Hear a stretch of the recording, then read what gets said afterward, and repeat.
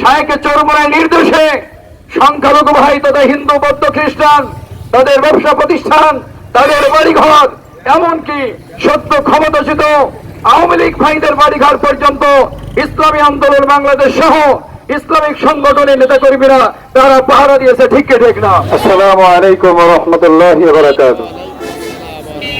আউযু বিল্লাহি মিনাশ শাইতানির রাজীম। বিসমিল্লাহির রহমানির রহিম। লিইয়ুযহিরাহু আলাদ দীনি কুল্লি ওয়া কাফা বিল্লাহি শাহীদা। সাদাকাল্লাহুল আযীম। প্রিয় লোহাগড়াবাসী, ইসলামী আন্দোলন বাংলাদেশ লোহাগড়া থানা কর্তৃক আয়োজিত আজকের এই পথসভায় উপস্থিত সংগ্রামী সাথী ও বন্ধুগণ, আমরা পীর সাহেব হুজুর চরমনাই শায়েকে চরমনাইর পক্ষ থেকে লোহাগড়াবাসীকে শায়েকে চরমনাইয়ের শুভেচ্ছা জানাচ্ছি, অভিনন্দন জানাচ্ছি, ভালোবাসা জানাচ্ছি। এর পাশাপাশি বৈষম্য বিরোধী ছাত্র আন্দোলন গত 5ই আগস্ট এবং তার পূর্বে যত ছাত্র ভাইয়েরা এই ভূখণ্ডকে, লাল সবুজের এই ভূখণ্ডকে দ্বিতীয়বার স্বাধীন করার জন্য যারা জীবন উৎসর্গ করেছে তাদের রুহের মাগফিরাত কামনা করছি এবং এই 5ই আগস্টের বিপ্লবে যারা আহত হয়ে আছেন তাদের আরোগ্যতা কামনা করছি। সম্মানিত লোহাগড়াবাসী, একটি কথা আপনাদেরকে বলতে চাই, একটি বিষয়ে আশ্বস্ত করতে চাই।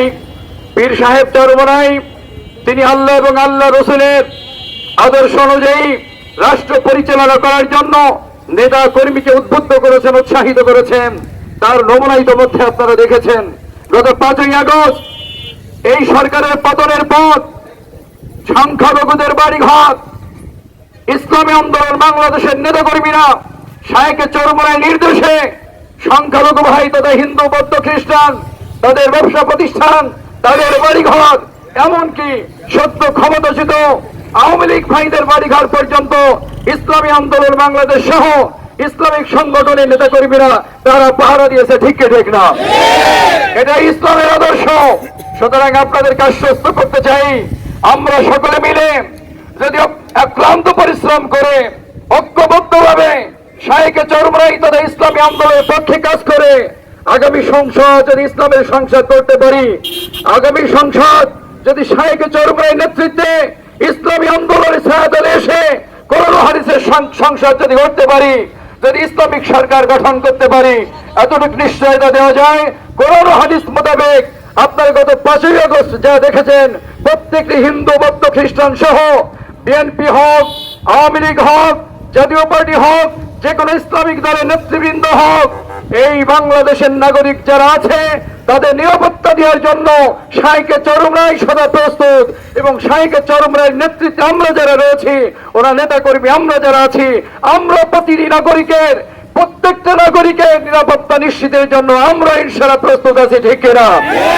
আমি লোহাগড়াবাসীকে আহ্বান জানাই, আসুন আগামী সংসদ নির্বাচনে দল মত নির্বিশেষে শায়েকে চরমনাই নেতৃত্বে আমরা আল কোরআনকে সংসদে পাঠানোর জন্য, ইসলামী আন্দোলনের হাতকে শক্তিশালী করার জন্য, ইসলামের পক্ষে কাজ করব তথা কোরআনের রাজ কায়েম করার জন্য, আল কোরআন এবং হাদিসের সংসদ গড়ার জন্য, ইসলামিক সরকার গঠনের জন্য যে আমরা যেভাবে পারি আমাদের অর্থ দিয়ে, আমাদের শ্রম দিয়ে, আমাদের মেধা দিয়ে আমরা আন্তরিকভাবে চেষ্টা করি।